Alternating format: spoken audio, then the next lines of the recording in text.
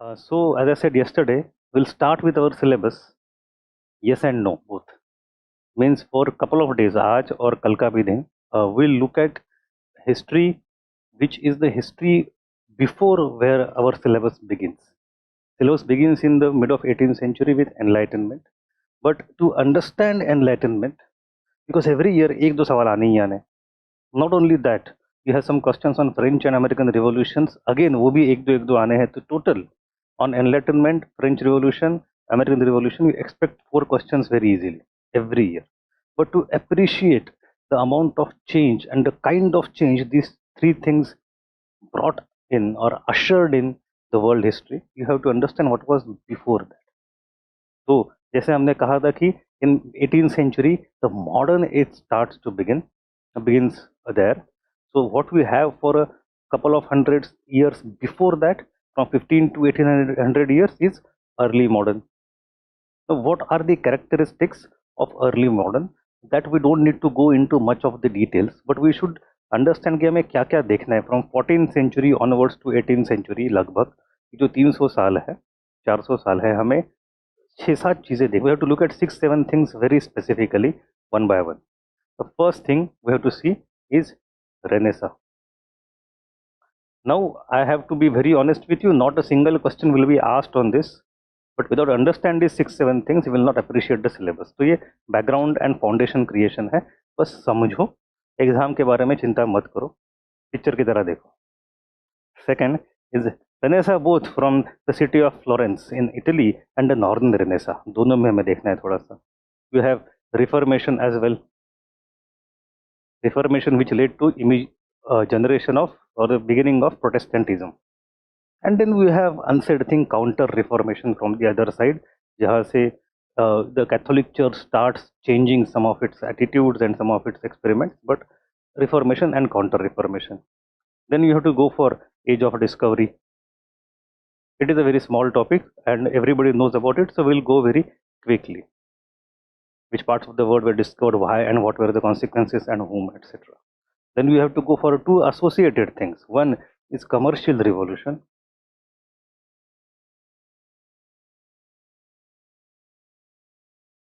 And then ultimately it led to a concept that is mercantilism.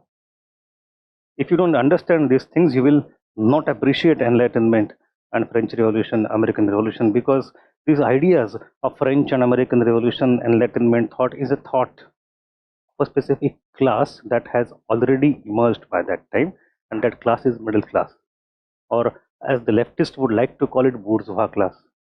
So this middle class, the middle class emerged because of certain changes over here. And not only middle class that is emerging, on the other hand, we also have the emergence of nation state. उसके पहले एक point रह गया, साथ ही साथ आता है, वो है scientific revolution. These all things are connected to each other very intimately. They don't come in sequence. Some of them do, but they overlap a lot. And then we have rise of nation state after 30 years more. We have total 7 ideas that take the history from 1400 to 750. And so this is what we call as early modern.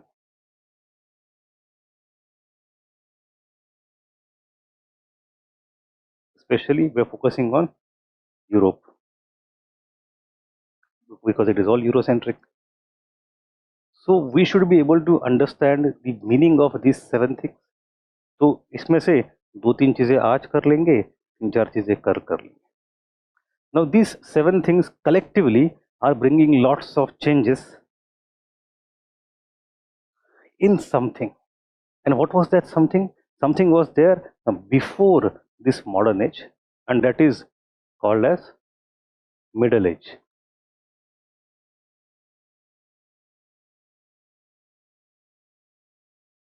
और medieval age.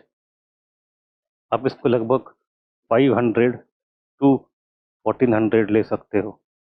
50-100 साल here and there. It doesn't make much difference because different historians come with different ideas, different markers. Now to देखो ऐसे करते करते ना I can go backwards also but understand that we have early modern. To understand early modern you should understand what is middle ages. So we'll begin with middle ages first. ठीक है, but not before that. उतना काफी है. So our understanding is for some time focus on the basic characteristics of middle ages, the social, political, economic, etc., and then how it was attempted to be demolished by these changes, ultimately which led to emergence of modern world in the form of enlightenment. ठीक है, तो हमें पहला आधा घंटा we have to talk of middle ages first. I have to tell you one thing. Everything will be given in the form of a handout. But unfortunately, your batch starts in the morning and handout gets ready at 2 in the night. तो पहला एक घंटा आपके पास handout xerox of जैसे open हो जाएगा, they will give you the handout. Online people will have the handout uploaded by 2 in the night, so in the morning they can download it very easily. ठीक है, थोड़ा सा ये batch का adjustment आपको एक घंटे का पहले करना पड़ेगा. I will try to upload it. I'll try to prepare it as soon as possible. Most of the times it will be done in the evening also. Printouts will be ready by the night. But कई बार ये भी होगा कि रात में 2 बजे बनेंगे. ठीक है. So I'm sorry for that single thing. So what we'll start with is medieval Europe. But everything will be here. Don't worry. Now, when you say medieval, when you say middle age, it means there is something before it and something after it. उसके बीच में sandwich है तो middle है. तो ये कौन कहेगा कि middle age? A person sitting let us say in 700, 800, 1000 CE would not call himself कि मैं बीच में हूँ. उसके लिए तो वो एडवांस्ड है, मॉडर्न है, लेटेस्ट है. वो किसी के बीच में है नहीं. So the person calling it middle age comes after the middle age. Then only he would say कि ये मिडल था, उसके पहले कुछ और था. So it is the people who come during and after Renaissance start calling that कि हम modern है. Especially after Renaissance, during Enlightenment, they call we are modern. What was there before us was something called as Dark Age. वहाँ से निकल के हम बाहर आ रहे हैं. We are coming out of the darkness of the era because it was all negative, doom and gloom in those 1000 years in between. And if it was Dark Age, in between, it means there was something before that which is ancient era, which was the golden age, Roman Empire and Greek city-states. So the ancient is considered as developed, as good, as enlightened. Then something comes in between for 1000 years and there is no progress. There is prominence of religion. Christianity becomes prominent, the church is prominent, and that is the Dark Age. And when you start coming out of Dark Age, you see Renaissance, Reformation, Enlightenment, they are trying to actively attack church. They are trying to actively bring secularization, and again the light is coming. They are trying to create different kind of political economic structure altogether. So the very idea of middle age or medieval age is given by people who are after middle age, and they think कि हम अब आज बेहतर होने जा रहे हैं, बहुत पहले बेहतर थे, बीच में प्रॉब्लम होगा. So this is one understanding of middle age, dark age. Now, to call something as dark age, something as golden age, etc., is a very perspective based thing. Some people may feel it is so, some people may not feel it is so. Take in the case of India, we have Gupta age, which is a golden age. Gupta as a golden age is applicable not to everybody living in that era. Some people may have the elites, the poetry of Kalidas, the painting of Ajanta, the swords of Damascus steel and everything, but for vast majority it may not be that golden. Surf के लिए नहीं था. Same thing happened in Middle Ages also, that for some sections it was good, for some it was not good. Even the NCERT says our pasts, हमारे अतीत. Past का past plural है. Why? Because we don't share the same past. To some extent, because we come from different class, different caste, different gender, different region. Some of your ancestors of some of you may have been very rich and wealthy and elite. Some of you may not have those kind of ancestors. तो हर एक का golden age अलग अलग है. किसी के लिए golden age आज के दिन में है, सदियों से हम दबे हुए थे, आज बाहर आ रहे हैं.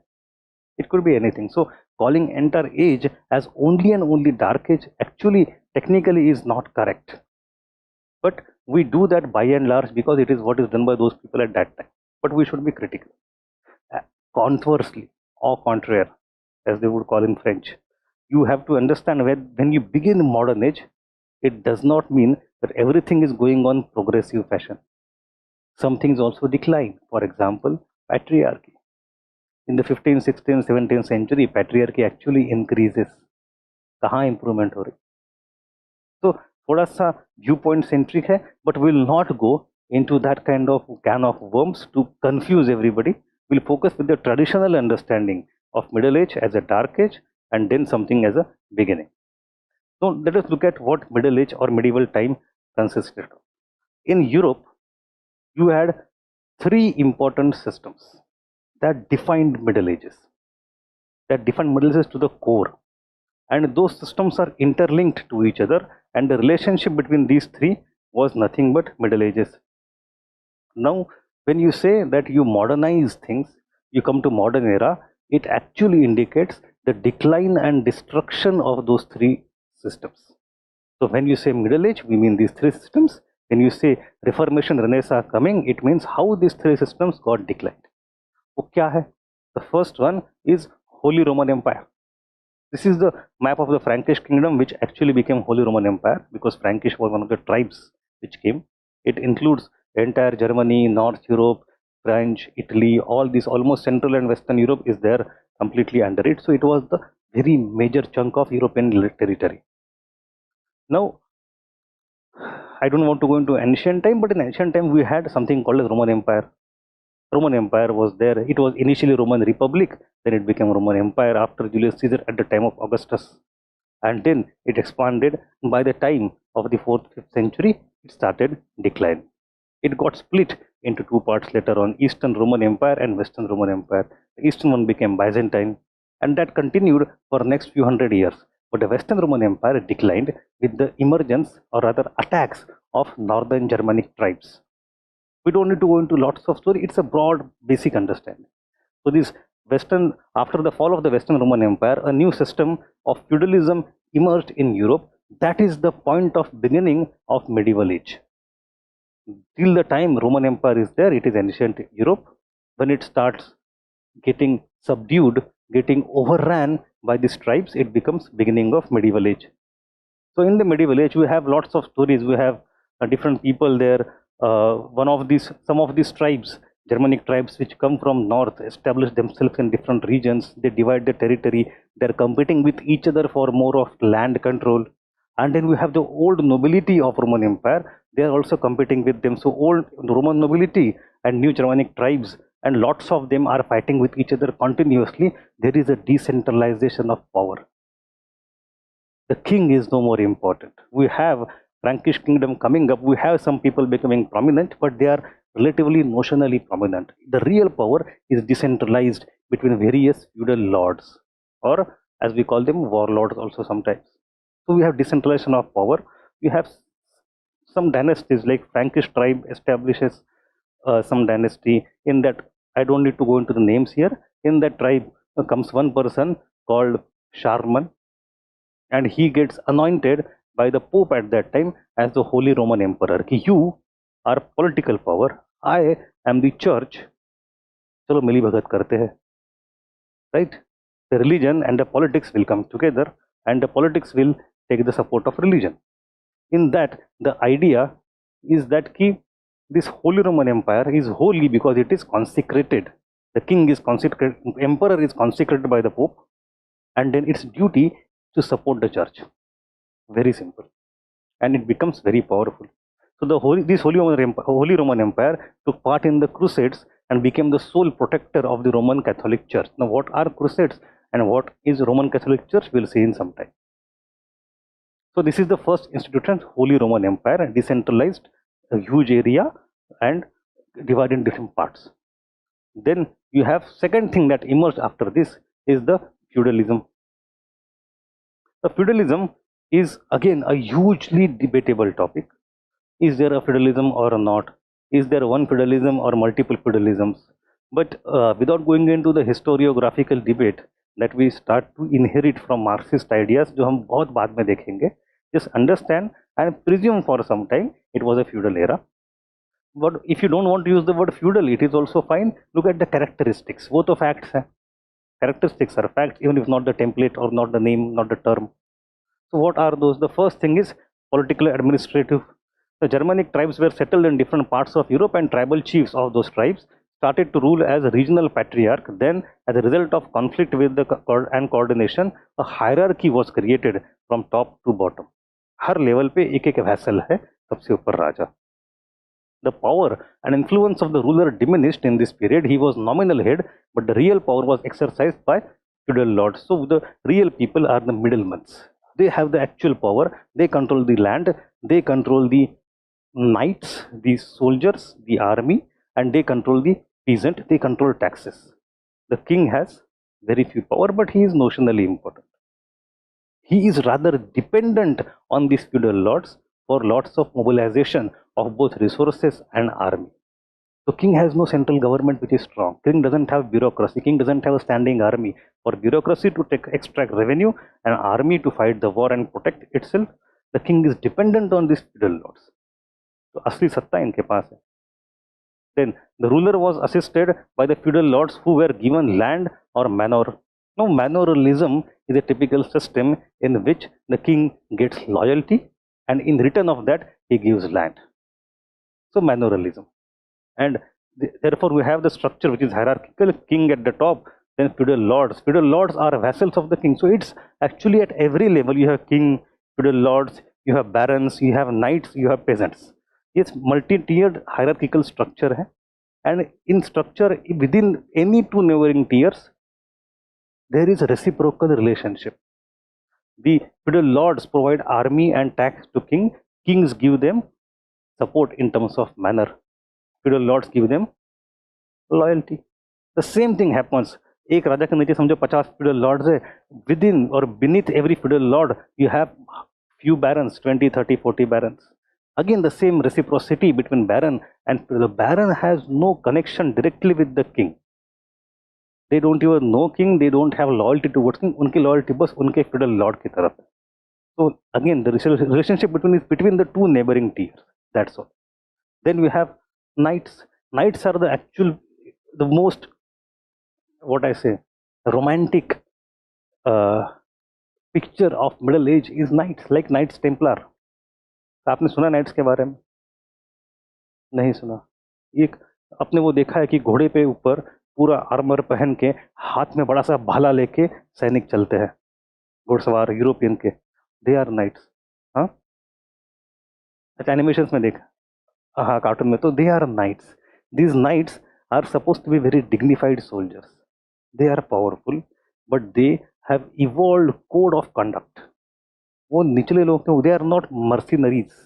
पैसे के लिए कुछ भी किसी को हरा देंगे, कैसे भी झगड़ा कर किसी को भी सर काट देंगे, सर कलम कर देंगे ना. They go with the code of Dharma Yuddha. What to do, how to do. They focus not on killing but extracting resources on the command of their lords. But the way they conduct themselves is full of rules and everything. So we call it code of chivalry. So chivalry, loyalty, etc. are specific aspects, values or value system of feudal age. Anyway, and then below the knights we have peasants. The peasants are actually working on a land. Some of it is their own, some of it belongs to the government or the manorial lord. So what do? They have to work in the land. They don't have much scope to go here and there. The land partly doesn't belong to them. उनको tax तो देना है, तो क्या करेंगे? For let us say 3 days a week, they will work in their own land to earn their own earning and living. And for 3 days in the week, other 3 days they will work on the land of the government. तो वही tax होगा उनका. And from their own land, whatever they, उससे कुछ फल मिलेंगे, फूल मिलेंगे, दूध मिलेगा, वो गिफ्ट चढ़ाएंगे ठाकुर को, है ना. कोई चौधरी होगा, ठीक, चौधरी ठाकुर मतलब बैरन से यहाँ के, right? So let us not use Indian terminology because sometimes things get confused. Was the king from Germanic tribes or ancient lineage? The Frankish tribe came and settled in this tribe. It came from north. Okay. It was not from ancient lineage. So you have this system.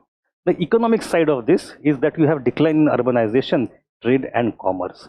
the thing for which these Middle Ages are called Dark Ages is that, first of all, there is no urbanization much. If you think urbanization is good, with the urbanization you have trade and craft and cities and patronage and culture and everything, then from that angle, this era is dark. There are very few large cities in Europe at that time. The cities will start emerging with commercial revolution in 13th, 14th, 15th century gradually. But at this time, it is highly ruralized, highly localized. अपने अपने district की बात चल रही है. Then you have agriculture became the means of living because trade is not so important. You have the two systems emerging, manorialism and guild. Manorialism मैंने अभी बताया आपको, ठाकुर का बड़ा सा महल होगा, कोठी होगी और किसान काम करेगा. किसान हर महीने, हर हफ्ते, हर हार्वेस्ट दिन पे जाके कुछ चढ़ावा देगा, उसके बाद ठाकुर उसको प्रोटेक्ट करेगा, लॉयल्टी होगी. सिंपल बात है. किसान, the peasant is tied to the land, he cannot go anywhere else, so it is serfdom. And peasant is not selling much of his surplus in the market doesn't much exist. It is all barter system, where whatever you produce is given as a tax. तो independent markets जहाँ पे मैं government को मैं tax अलग से दे दूँ लेकिन मेरा प्रोड्यूस मार्केट में बेचूँ, पैसे कमाऊँ, ये सिस्टम ही मॉडर्न में शुरू होती है. मिडिवल में ज़्यादा है नहीं. मिडिवल में सब goods exchange barter, that is the primary idea. There are some markets but they are less. And then you have guild system. Guild system is also very top-down control. Guild system, I think you have seen in ancient India also, Shreni bolte, where you have the organization of craftsmen and merchants. There is no competition, there is no rivalry, everything is controlled. Rules are laid down. It means you don't have scope of capitalism. It is actually anti-capitalistic. आपको guild में entry मिलने के लिए कोई guild के बाहर जो होगा वो बिजनेस नहीं कर सकता. अंदर वालों को करना है ऐसे ही कर दे. Can't compete. Nobody can become extremely rich by adding something because he will be suppressed by others. You cannot increase production beyond a point because production quotas are given. A new person cannot enter the system and fund it because guild is restricting every control. So in the somewhat cities which are there, you have the guilds, and guilds control the entire production system. They are autonomous, they have their autonomy, but they control things. They don't allow competition. So when you want to go into modern economy, commercial revolution, mercantilism, it is about breaking this down, destroying this guild system. But that will happen much later. And serfdom was the unique characteristic of the feudalism in which the peasant is tied to land. There is no horizontal mobility.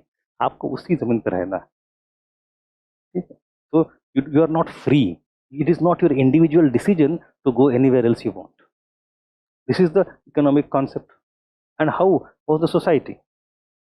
Society broadly divided into three classes. You have feudal nobility, the uppermost class. Within that, you have this king, lords, and knights. This is entirely a feudal nobility. And then you have this kind of class controlling most of the production, most of the land. Now, control over land is important because the primary source of wealth in absence of much of trade and craft is agriculture. So those people who control more and better land are the ones who are more powerful. Simple. और land कैसे अधिक मिलेगी? जिसके पास ताकत होगी. So you have land which was controlled mostly by feudal nobility, and these people like lords and knights etc., they don't pay much of the taxes. They have less restrictions. The point is that they have more privileges, but these privileges are given to them in exchange of their service to the system. So privileges are not free. It is in the modern age, in the 18th century, the role that the feudal lords used to play will be diminished, but privileges will continue to exist. तो काम तो कुछ नहीं है, पैसा मिल रहा है. इस समय वो नहीं, इस समय काम था, उसके बदले उनको पैसा मिल रहा था. But a time will come when no responsibility and only privileges, जनता गुस्सा हो जाएगी. So in the French Revolution, they will be stripped of their privileges also. But before that could happen, a few decades before that, responsibility was taken away. By whom? By the king.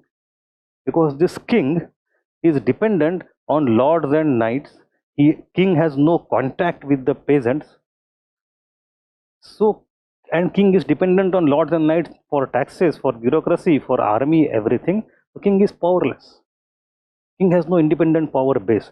एक समय ऐसा आएगा, king will find, I'll discuss that in some time and tomorrow also, king will start amassing more and more power, king would start creating a centralized state.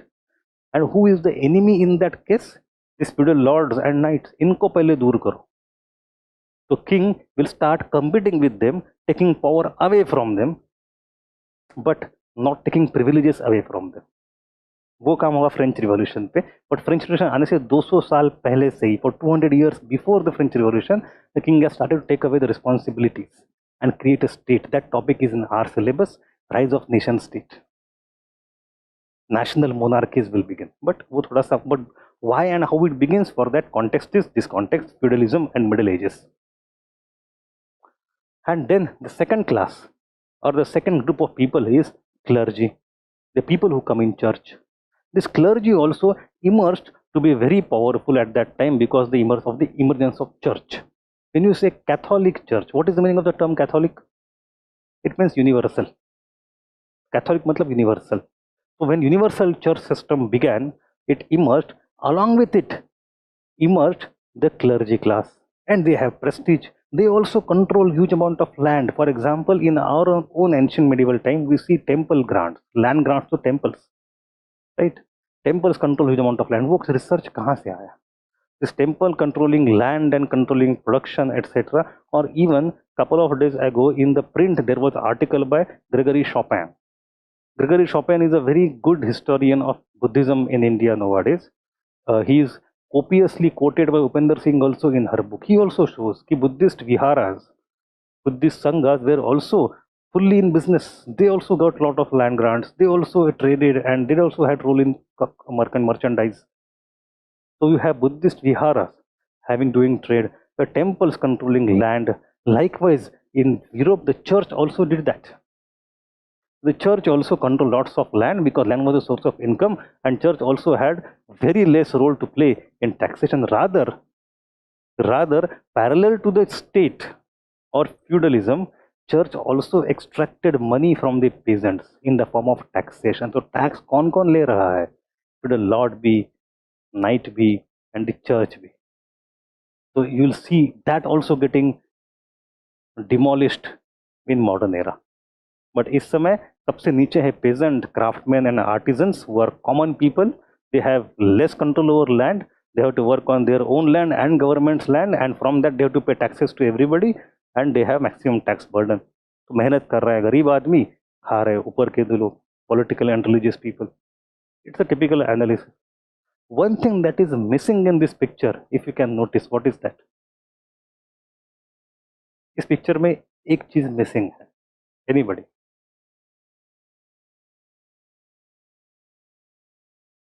Middle class. Where is the middle class? The government bureaucracy, the traders, the merchants, the bankers, the educated elite, the intelligentsia है कहाँ? नहीं है. It doesn't exist. It is there in minute number, but it is not there as a class. When you have commercial revolution in 15th, 16th century, we have the emergence of middle class, and that middle class wants power. That middle class has its own ideology. And what is that ideology? Enlightenment. So enlightenment is a middle class ideology, जो कि अब बोल रहे हैं कि हमें power चाहिए. How middle class emerged? It emerged because of commercial revolution and emergence of state. इस समय वो नहीं है. The story of beginning of modern era is therefore also the story of the emergence of middle class value system. Okay, but and we will come there gradually.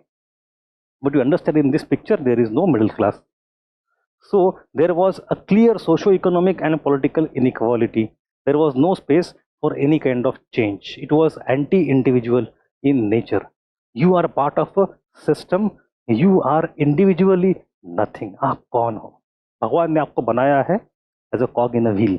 You have to serve. You have to do your own work, which is allotted to you, given to you by the God at the birth. You cannot rise. If I am a hard worker from peasant, I cannot hope to become lord one day. Lord का बेटा ही lord होगा. मैं lord नहीं बन सकता.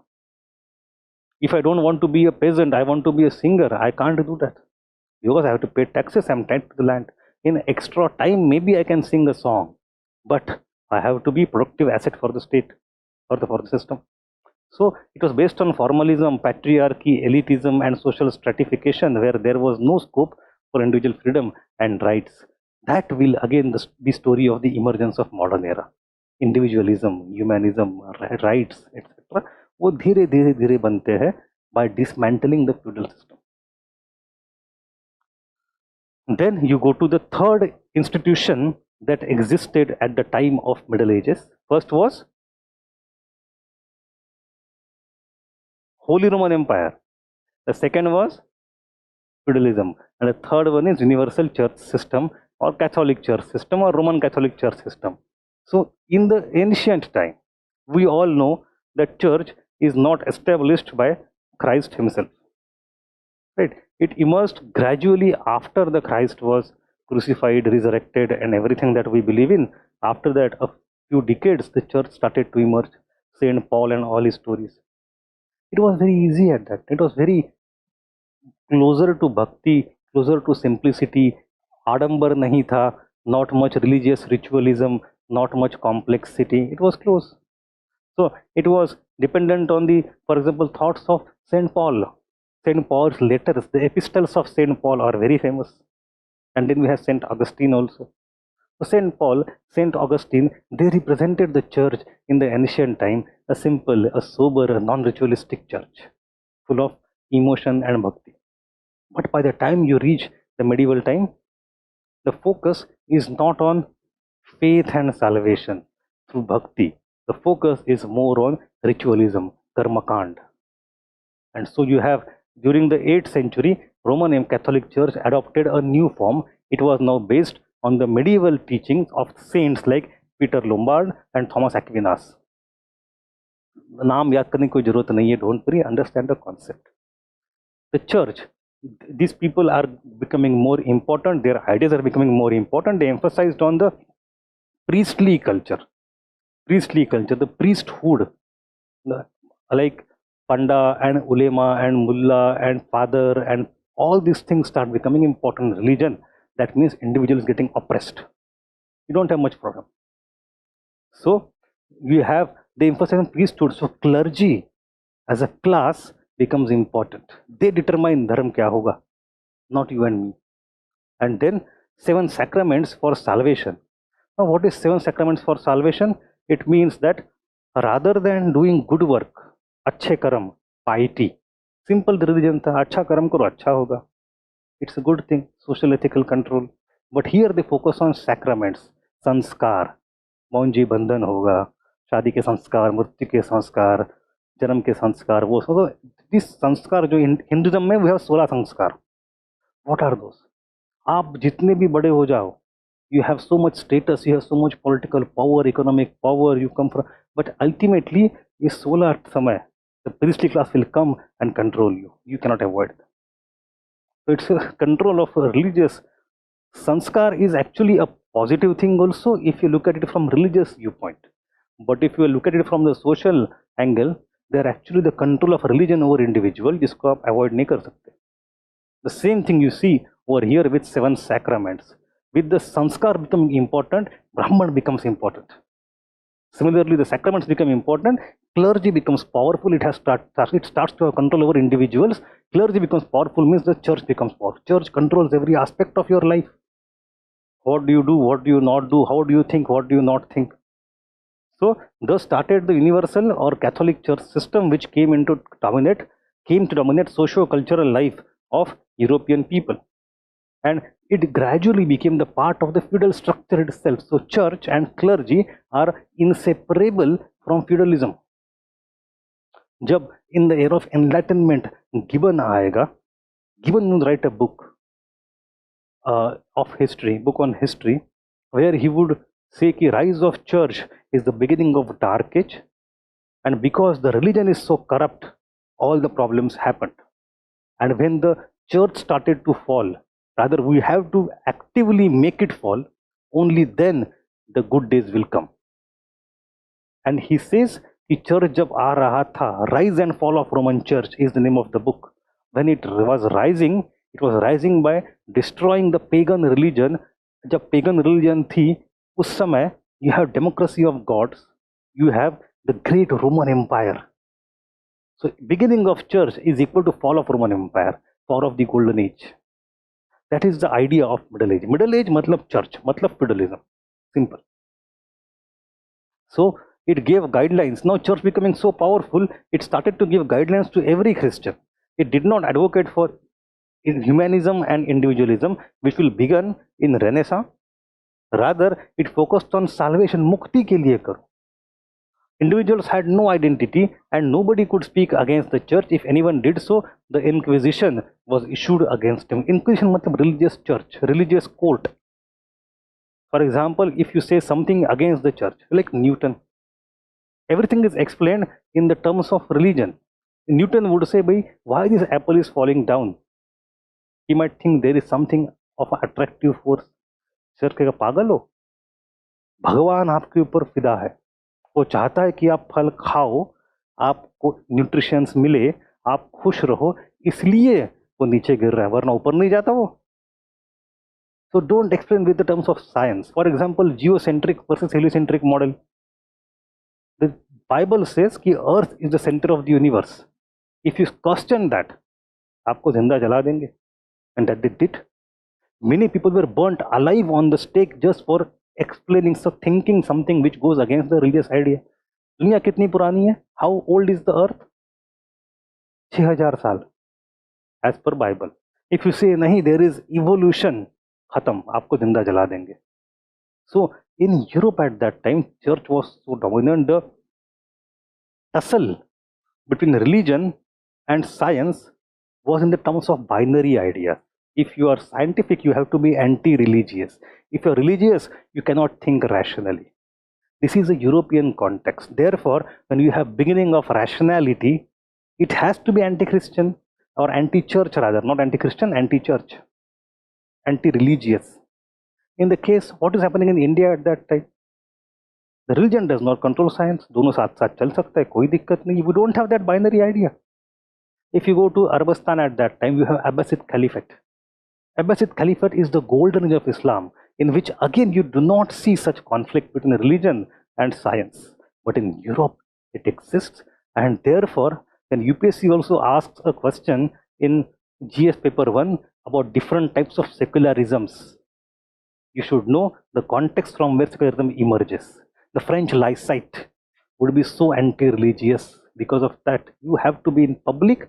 Public display of religious symbol is banned. आप ना हिजाब पहन सकते हो, ना पगड़ी पहन सकते हो, ना टीका लगा सकते हो, आपको जेल में डाल देंगे, फाइन लगा देंगे. क्यों? क्योंकि their secularism has come out of some context of such a control of church on society. In India में कोई दिक्कत नहीं है, करना है करो, बस लोगों को परेशान मत करो. Right? Inquisition is a process where you have a judicial court sitting with a clergy who does this judicial review of what you have done. You may have done blasphemy, or you may have done something else, and then you will be given punishment. उस पूरे process के church को, court को inquisition बोलते हैं. ठीक? Blasphemy is again same, blasphemy, heresy, all these things come from that European culture. So under this system, the headquarters of the church was established at Rome, while its branches were spread to different parts of Europe. So now the church has come up as a parallel system to feudal concept, to kings. The church will take taxes, church will appoint people, church will ensure the social political control, church will control the land. The church has become the state itself. So the second thing, that the king, when he wants to become powerful, when he wants to create church, he wants to create state, he will have to fight not only with feudal lords to take the power away from them, the king will also have to fight with the church. That is Reformation. What is the basis? Protestantism. Universal church के खिलाफ जाना है so that the national monarchies can emerge. That is the crux of emergence of nation state. That is the crux of Protestant Reformation. But at that time, in medieval time, church controls everything.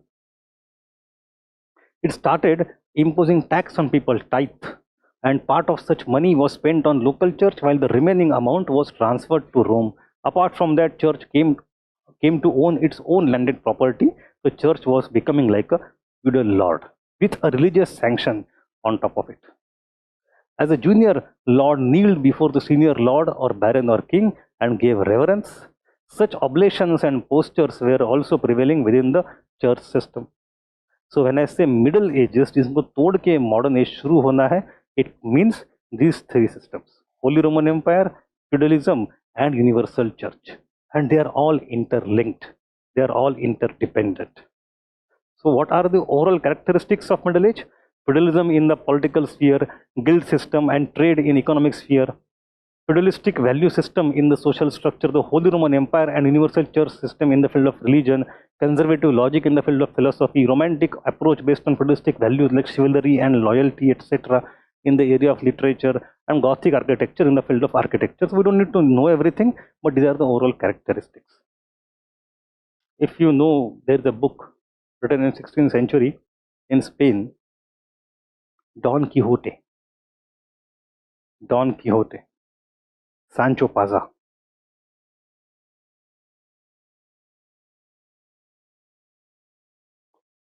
I think spelling is something like this. The Quixote is the spelling, and when you say he is a very quixotic. I used to speak. I did not know this pronunciation. हम बोलते थे quixotic. Actually, quixotic है वो. So in Don Quixote, the character of Sancho Panza is painted. I have the book. इतना बड़ा किताब है वो. थोड़ा satirical novel on the feudalistic values of Middle Ages. They have one lord who doesn't have power, पागल हो जाता है. There is YouTube video also based on a movie based on this. फिर वो आदमी पागल होके घोड़े पे बैठ के नाइट की तरह हाथ में भाला लेके जाता है and he tries to attack a windmill, और विंडमिल के ऊपर अटैक, इसको मार दूंगा मैं, इसको मार दूंगा. तो सटायर बनाया है उसने to talk about the value system in a very comic way of the bygone age of the feudal lords. ये आइडियलिज्म और रोमांटिसिज्म कितना है और कितना इलॉजिकल है. But anyway, it was this considered as the period between the decline, period of the decline, not between, period of the decline, period of decline. Only in the 15th century, their disintegration created possibilities for the changes in socio-economic and political sphere. As long as these three systems are there, they do not allow any change to happen. They are status quoist. In the 14th, 15th century, you have the beginning of Renaissance, Reformation, exploration, scientific invention, and it is all beginning because of lots of changes happening in 13th, 14th century. For example, a Black Death. In Black Death, millions of people die across the world, including India. In India, we have Mohammed bin Tughlaq, बेचारा दिल्ली छोड़ के बाहर बैठता है कई सारे साल, क्योंकि दिल्ली में प्लेग आया हुआ है 2 साल, bubonic plague. That is the Black Death. And that Black Death from Asia reaches Europe. It kills so many people in that epidemic. You know how much? Almost 50%. आधे लोग within a matter of few decades are dead. लोगों को दफन करने के लिए जगह नहीं है. एक एक गड्ढा खोद के उसमें 20-20 डेड बॉडी डाल रहे हैं, 50-50 डेड बॉडी उसके ऊपर लिखा है लोगों ने. So what we saw recently in COVID is actually a very mini version of what had happened in 14th century across globe. And that is so. Black Death के बाद this entire system gets destabilized. Very less people are available to work. It brings its own pulls and pressure. The system starts changing. But anyway, we don't need to go into Black Death. We also have, for example, parallelly, the story of 100 Years War between France and England. Part of it is War of Roses. We have lots of stories there. But anyway, we have those wars going on between. So again, we don't need to go into political stories also. We have stories within the church. एक बार ऐसे हुआ था कि वो pope इतना powerful हो गया, but French राजा ने जाना कि I want to control the pope. If I control the pope, I will control everybody. So he enticed the Pope to migrate away from Rome into Avignon or Avignon, which is inside the French territory, just inside the French territory. Then, so we have a Pope now not in Rome but in Avignon, a new city. लेकिन जो Italian लोग हैं, वहाँ के जो clergy है, they ultimately elect their own another Pope. Now we have two popes, एक French controlled, एक Roman Pope. And then people are confused. Both of them are re-incriminating each other. तू गलत, मैं असली पोप, मैं असली पोप. अल्टीमेटली सब clergy परेशान कर दे, ना तू, हम कोई तीसरा ही चुनते हैं, तो इलेक्ट द थर्ड पोप। तो आपके पास तीन पोप है उस समय फिर। तो we have three pope. So all such kind of power tussle within the church system also lead to some amount of disenchantment amongst the people। एक इमेज, एक स्टेटस, एक ऑरा जो चर्च का बना था खत्म होना शुरू होता है। So you have Black Death, 100 Years War, three popes, etc. These three stories we don't need to go into detail because UPSC ना जानती है ना पूछती है, but you should understand the shift from this medieval into early modern entails all those things also. So this is the picture of medieval. Now, second thing, while all these things are going on, which please, कोई दिक्कत, while all these things are going on, which are called so-called dark ages, Europeans को लगता है जो हमारा है वही सही है, बाकी सब झूठ। So if it is a dark age in Europe, they would feel it's a dark age in the world. ऐसे तो नहीं होता। It is not true. It is only half true for Europe only. For rest of the, it is not true at all. The Marxist historians try to bring that terminology in India. Also say the post-Gupta era is early medieval dark age. Again, हम आज उसको discard कर चुके हैं. But that's a different story. If you go to China, you have Tang Empire. These are the Tang emperors who are the contemporaries of Cholas in India. The Cholas have the trade relationship with Tang via Southeast Asia. Tang is a very powerful empire. If you come to the Arabistan and Middle East or West Asia, you have rise of Islam. And contemporary to all these thinkers in here, in Middle East, you have Abbasid Caliphate, one of the most illustrious, one of the most advanced, the golden age of Islam is Abbasid. ना उसके पहले कभी ना उसके बाद कभी, इतना बढ़िया एरा था वो. So this Abbasid Caliphate, but before we go there, we have to understand how this took place. So when we have the Roman Empire disintegrating and emergence of Middle Ages in Europe, at the very same time in Arabistan we have the emergence of Islam and it's very fast spread across everywhere. So parallelly अब देखते हैं what is happening in Arabistan, because the day will come जब दोनों clash होंगे in crusades. So we have to see that story for some time. I will not go into details because we don't need extreme details, brief outline. So Islam had originated in the tribal region of Arabistan. This is the tribal region of Arabistan. These tribal people had a fighting instinct and always indulged in battles. The genesis of Islam also witnessed battles and wars. Simple basic outline. What exactly happened? You know, at that time, you have on the left hand side the Eastern Roman Empire or Byzantine Empire. Eastern Roman. It's centered on Constantinople, which after a few hundred years will be called as Istanbul. On the Persian side, we have the last great Persian Empire called Sasanian Empire, Sassanid, who are the contemporaries of Gupta. India में गुप्ता चल रहा है उस समय. गुप्ता है, Sassanid है, and Byzantine Empire है. So Sassanid Empire and Byzantine Empire actually are sitting on the gold mine of trade route, a very important trade route which is part of Silk Route. But they are fighting with each other against again and again, constant fighting. That made the trade route unsafe, and lots of traffic which was happening through Persian Gulf and then overland to Mesopotamia and then onwards to Europe, because of this instability due to constant fighting in the region, shifted from here to here, shifted from Persian Gulf into Arabian Gulf. अब जब traffic traders की यहाँ पे आती है तो इस तरफ के लोगों को अधिक मिलती है अपॉर्चुनिटी. इस तरफ क्या है? Mecca, the Bedouin tribe. So these Arab tribes now are becoming centrally important in the rising trade. That is the context of the rise of Islam. So rise of Islam was a product of socio-economic changes of the time. On one side of Arabian Peninsula there was Sassanid Empire, on the other side we have Eastern Roman Empire, Byzantine. Due to the continuous war between the two, there was diversion of trade traffic from Persian Gulf towards Red Sea. It was the region of Makkah and warring nomadic Bedouin tribes. They now got involved into trade in huge number. Now, among Arabian tribes, apart from their increasing role in trade, now to continue the trade, you have to have some kind of peace. You cannot have continuous wars. War happened because of the inter-tribal conflict. Aap alag, main alag, loyalty alag. And every tribe has its own god, own sect, own ritual. So, among Arabian tribes, there was sectarianism, idol worship, and priesthood. Thus, there was a social and religious strife also. So, because of this thing, ultimately, you have the emergence of Muhammad Paigambar. So, in this context, continuation of internecine warfare would have created hurdles to the importance of increasing trade in the tribal region.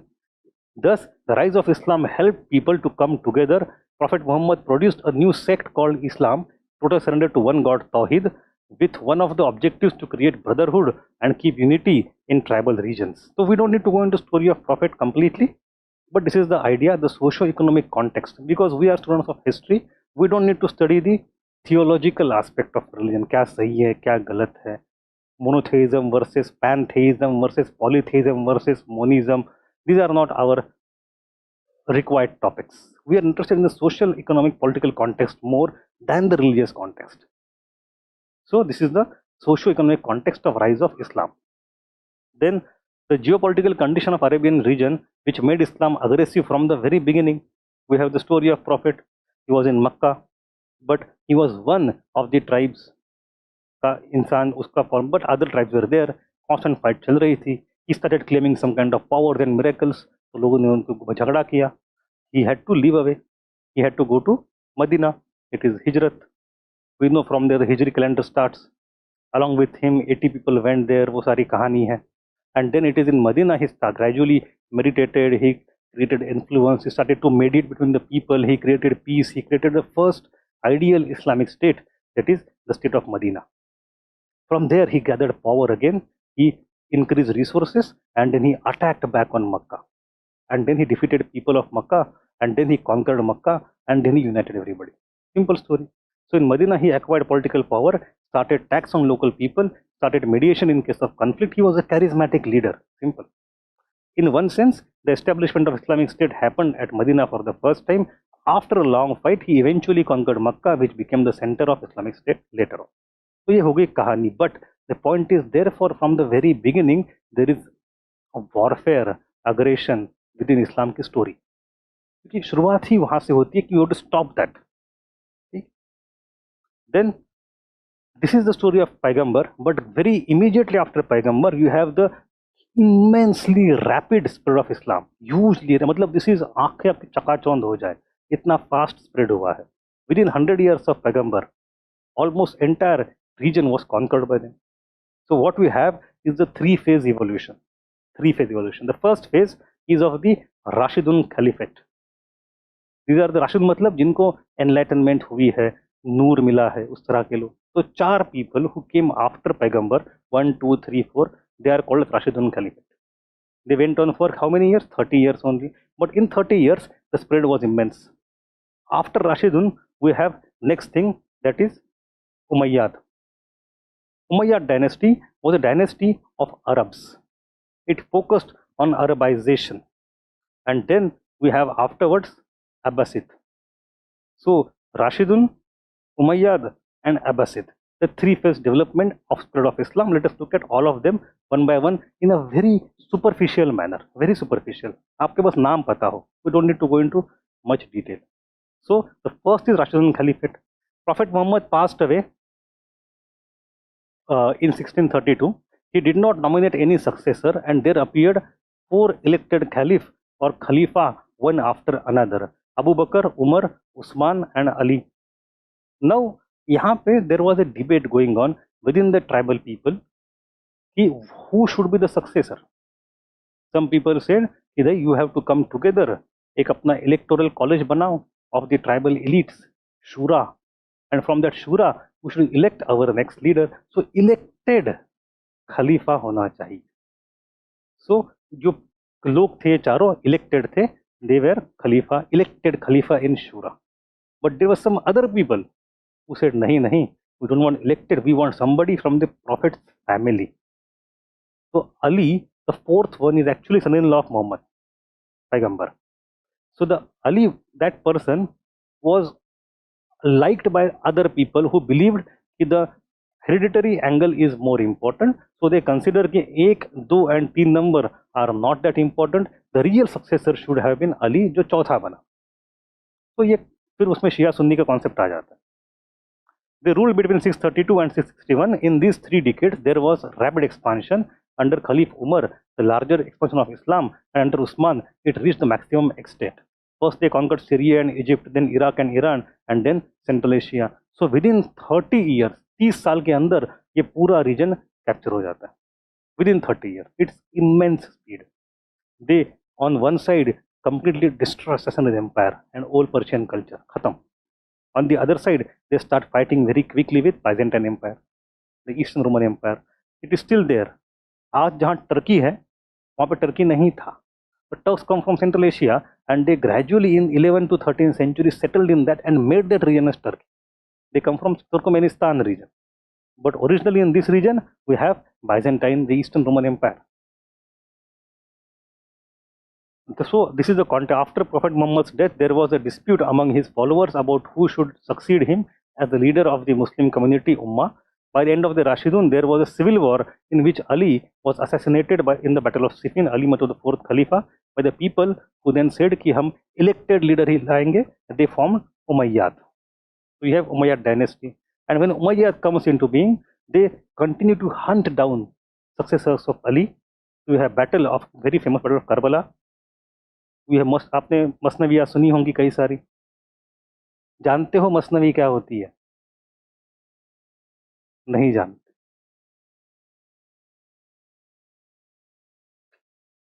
Anyway, so in the battle of Karbala, Ali's son Hassan and Hussein were also assassinated. आपने सच में मसनवियाँ नहीं सुनी? मीर डबीर मीर कुछ नहीं पता आपको? एक this form of poetry in which Battle of Karbala and all these events in the Islamic history, Shahadat, etc., are revoked with lot of pathos and ethos. And there is a very interesting angle to it.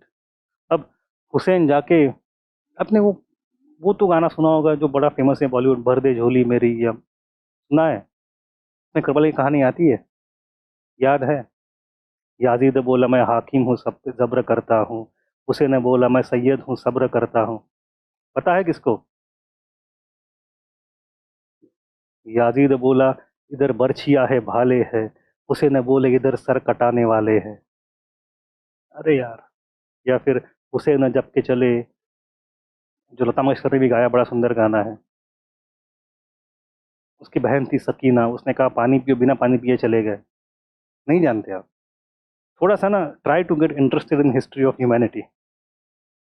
But anyway, so you have the Shia Sunni emerging. We focus on Sunnis because Sunnis control Arabia and they have the institution of Khalifa. The Shias who continue the family of Ali afterwards, और जो बच्चे वहाँ से अहले बैत, the family, they have Imam as the head. Imam is the head of Shias, religious and secular head, and Khalifa is the head of Sunnis. The simple, ये तो basic है. So Umayyad dynasty was established. It was founded by somebody called Muawiyah first, who triumphed over Prophet Muhammad's son-in-law Ali to become the 5th caliph. The capital was shifted away from Makkah to Damascus, because Damascus is more central to entire empire. From Spain, अब Spain तक गए हैं, till Central Asia, and Damascus is still within Arabia, So rapid expansion of territory, and the most famous one is Abdul Malik. He centralized authority within the Islamic civilization. He followed the policy of Arabization. अब यहाँ पे थोड़ा issue शुरू होता है. They focus a lot. If you are Arab only, then you are a pure Muslim. बाकी सब secondary people. But by this time, Islam is spreading fast. Very soon, non-Arabs are more prominent Muslims in number. But here, आपकी language of government, administration, coinage, everything has to be Arab. If you are not Arab, you are discriminated against. So the Umayyad Caliphate was not able to create a kind of Mili Bhagat wala culture, a composite culture of Islam. So they were limited. The post of Caliph became gradually hereditary. The decline began with a defeat by Byzantine Empire in 1707.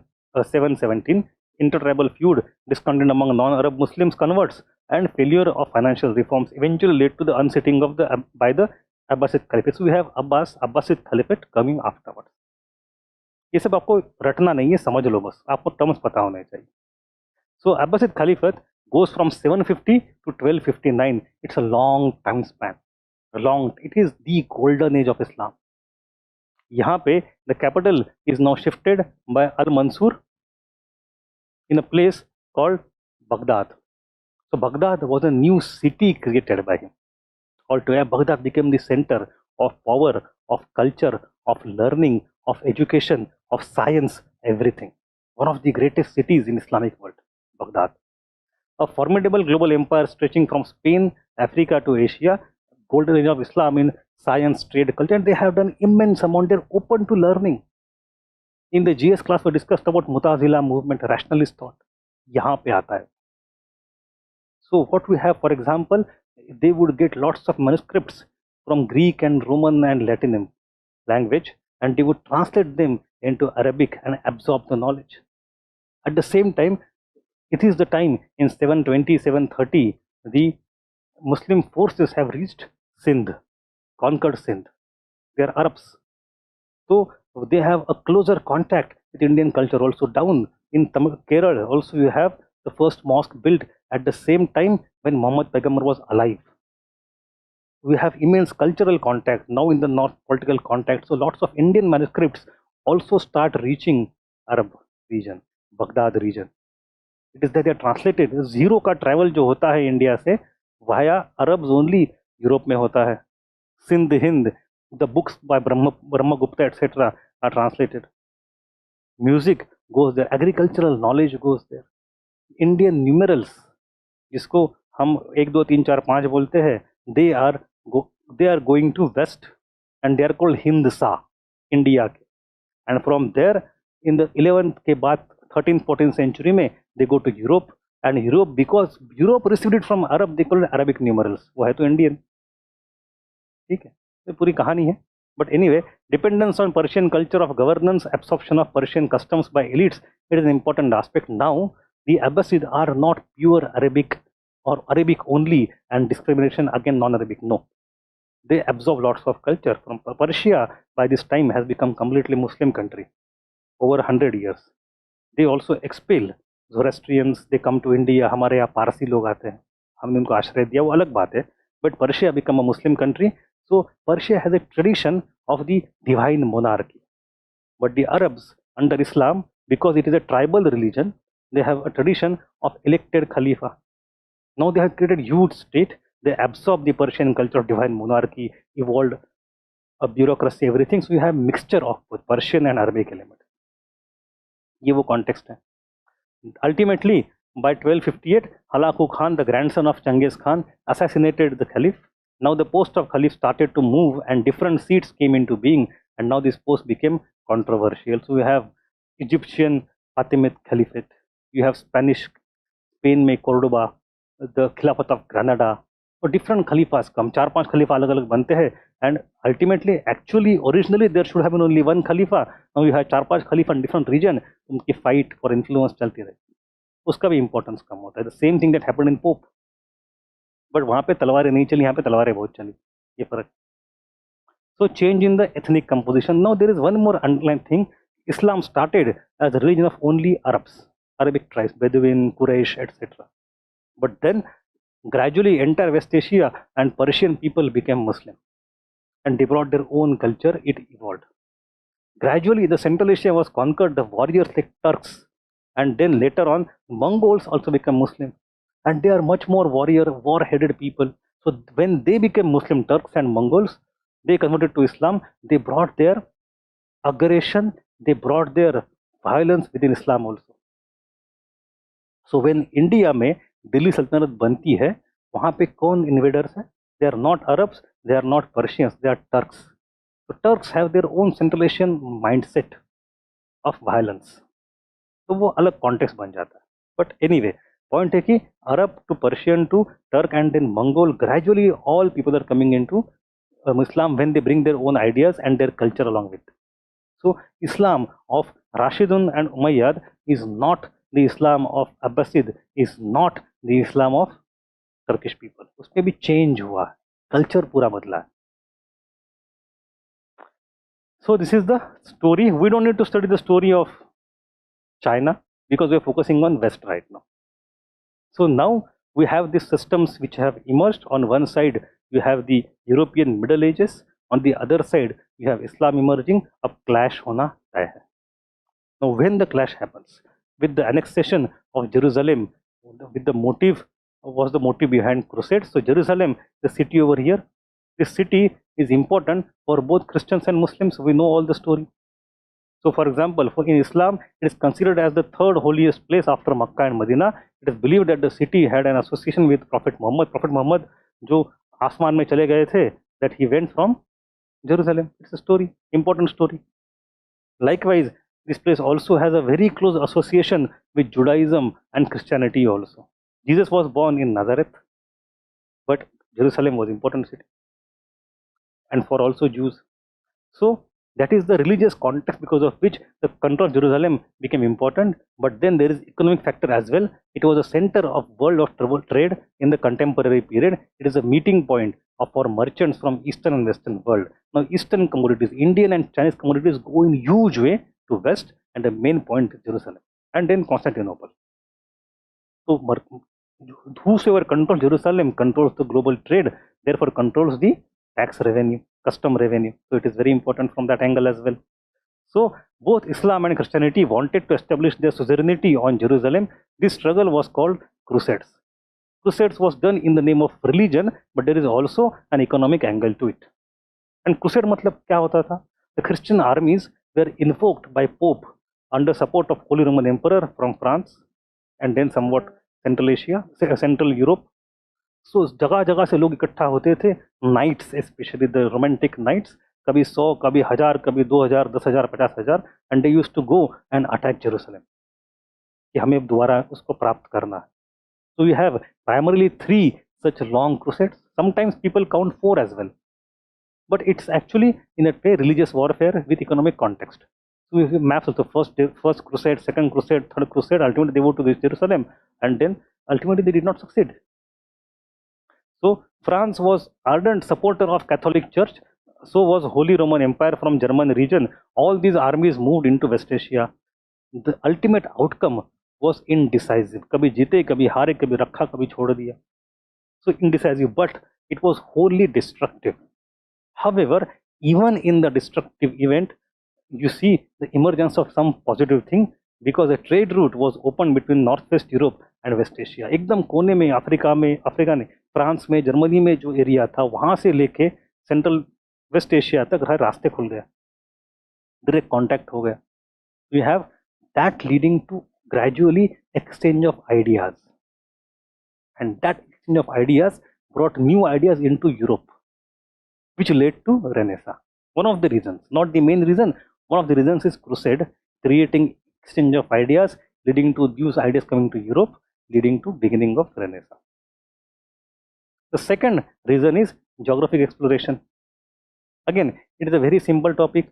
Once the Constantinople was also conquered by Muslim power and establishment of Ottoman power there in 1453, we know that the Eastern world was now blocked. If you are a Christian and if you are a merchant, as I said yesterday, if you are going through Constantinople, पकड़ के आपको मुस्लिम कर देंगे, and you would have to pay extra tax. So it was very sure that the merchants from the Europe now could not go to Constantinople, so they had the trade share was controlled more and more by these Ottoman Turks rather than European Christians. उसमें एक बात और थी, just beyond Constantinople is Italy. Italy के लोग थोड़े सियाने थे, उनको फर्क नहीं पड़ता था, बोले जो है हम व्यापार करेंगे. So you have the Italian cities at that time coming hand in glove with Ottoman Turks for trade.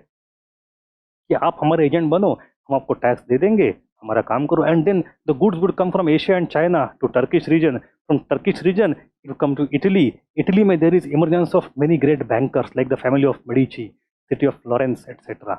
And ये लोग फिर सब सामान आगे एक्सपोर्ट करेंगे पूरे यूरोप में. So Italian cities, North Italian cities started to become very rich, very powerful, very prosperous. अब यहाँ पे जो बैंकिंग क्लास इमर्ज होता है, दैट इज द क्लास जो पैट्रोनाइज करता है रेनेसां को. माइकल एंजेलो हो या जो कोई हो, ये सब लोग जो है इनको पैसे कौन प्रोवाइड करता है? ये सारे इटालियन सिटी के bankers and merchants. And why are they famous? Because they are in hand in glove with Turkish Ottomans for trade. But बाकी यूरोप के कंट्रीज, दे आर जेलस कि हमें तो पूरा काट दिया ट्रेड से, हमें भी कट चाहिए. तो दे want to find an alternative route. We want to bypass this Constantinople, we want to bypass Italian cities. Let us try to find another route to reach Asia, to reach India. And then you have the age of exploration beginning. The Christian states of Europe were very dissatisfied with this situation. Therefore, Portugal and Spain started making efforts to find alternative routes. And we have two royal families, especially Portugal ka Raja tha Henry the Navigator, and in the case of Spain we have Ferdinand and Queen Isabella. These people started to give support, and they were given support in turn by the Pope. Ideologically कि जाओ दुनिया आप में बांट दूंगा मैं. तो pope ने नक्शा लिया और ऐसे लकीर खींची, इस तरफ जो मिले स्पेन का, इस तरफ जो मिले वो पुर्तगाल का. कोई कहीं गया भी नहीं, ये सब यूरोप में बैठे, दुनिया बांट के बैठ गए, है ना. मतलब look at the level of arrogance from the very beginning. So I sometimes feel कि पोप ने लकीर खींचना. And if you see, the similar thing is happening 400 years later in the case of Europe capturing Africa. Bismarck ने वही किया, paper partition of entire African continent. नई बात थोड़ी है उनके लिए. Then these all efforts came up with positive results. So we have Asia, West and globe. We have various people. P means Portuguese, S means Spanish. So we have Bartholomew Dias discovering Cape of Good Hope, Vasco da Gama coming to India, Calicut, Columbus discovering America, and we have Balboa discovering Pacific Ocean, and then we have De Leon discovering Florida, Magellan circumnavigating entire globe. We have all these things. ये रटना नहीं है, छोड़ दो, कोई नहीं पूछेगा आपको. In the state PCC exam sometimes they have this in syllabus, आपको नहीं है in UPSC. They should know what is going on. So although Portugal and Spain took the first major initiatives 15th century में, and they were able to establish huge power. Portuguese created empire in Asia and Spanish created empire in Latin America. धीरे से फिर पीछे से आए French, Dutch and English in 17th 18th century. बोले हमें भी पीछे नहीं पड़ना. तो what started in Italy went to Portugal, Spain, and then went to North and Western Europe. तो ये पूरा ट्रेवर्स है. And then north western Europe में नेशनलिज्म शुरू होता है, वो पूरा उल्टी दिशा में आता है towards eastern Europe. But anyway, now these geographical explorations produced long lasting results in world history. What are the results? First is it made possible the exchange of ideas between the west and the east, leading to Renaissance, जो हम देखेंगे अभी. Then it inspired the commercial revolution, जो हम देखेंगे कल. And then it gave impetus to European colonialism, जो हम देखेंगे बहुत बाद में. But all these things could be started because of geographical exploration. हमें उतना ही देखना है, not more than that. So we have the main topic. So this is the background that I wanted to show you before we begin our pre-topic, that is Renaissance. Now once you see Renaissance, again it will contain lots of facts. Sir, Crusades का impact समझ नहीं आया. Sudeep, which exact point did you not understand? Let me know that, then I will discuss. But होता क्या है कि when the armies, the people are going from village to village, town to town, region to region, and collecting each other कि भाई चलो हमें हमला करना है, चलो हमें हमला. कोई निकला है from the west, from Netherlands, and then वहाँ से 50 knights निकले. There is somewhere in France, वहाँ जाके 100 बन गए. There is somewhere in Switzerland के वहाँ पे जाके 1000 बन गए. There is Italy, वहाँ पे 10,000 बन गए. और रास्ते खुल गए. Everybody is thinking of Jerusalem, Jerusalem, Jerusalem. जाके हमला करेंगे, बाकी लोग फंड भी करेंगे, लोग प्रार्थना करेंगे, विजयी भव. All these things will happen. So Pope getting activated, local feudal lords are supporting. So you have everything coming together in the larger cause.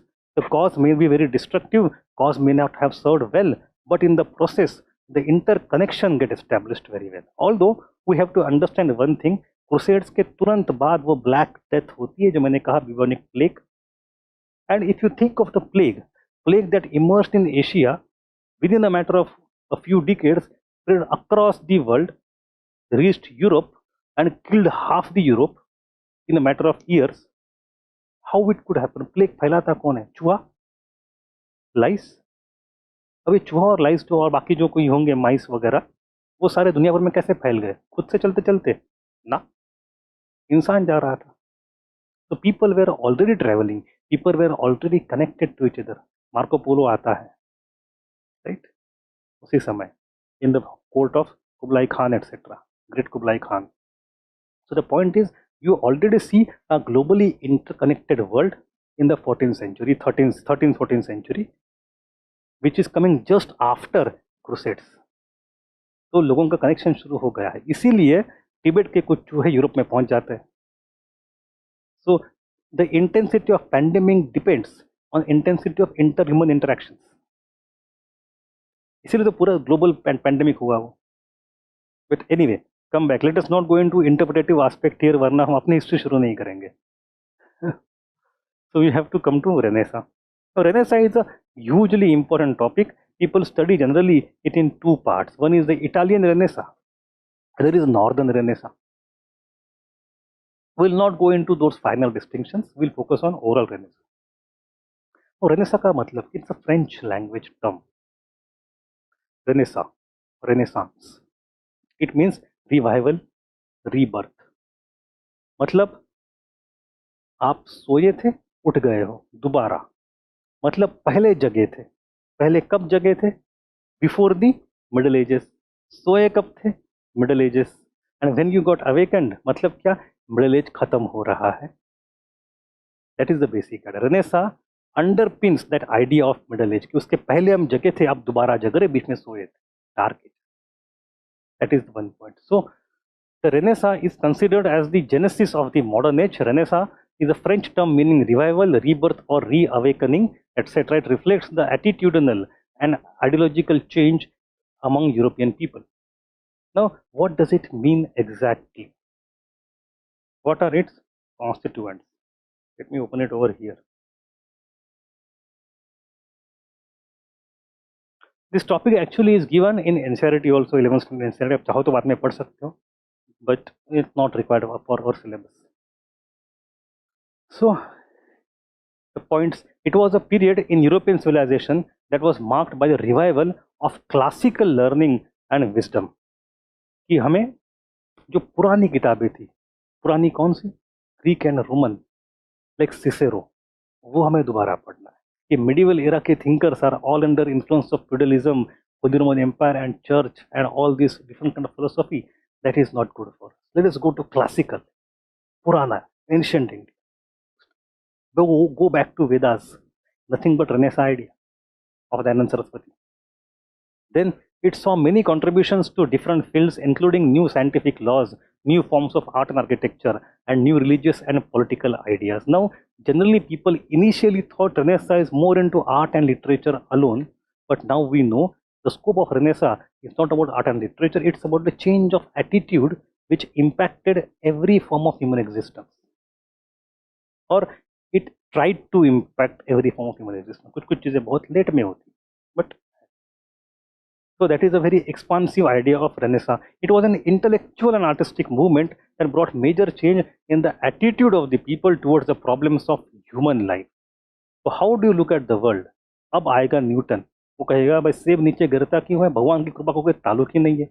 There is law of attraction, there is gravity. Simple. So the problem that you face as human, those should be tackled with in a rational way. It marked the transition from medieval to the modern period in Europe. तो ये context हो गया.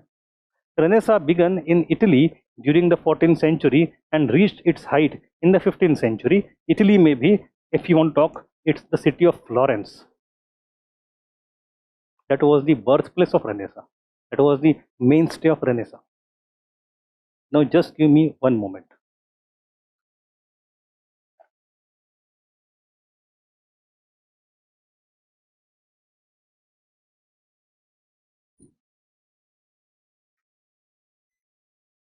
Handouts.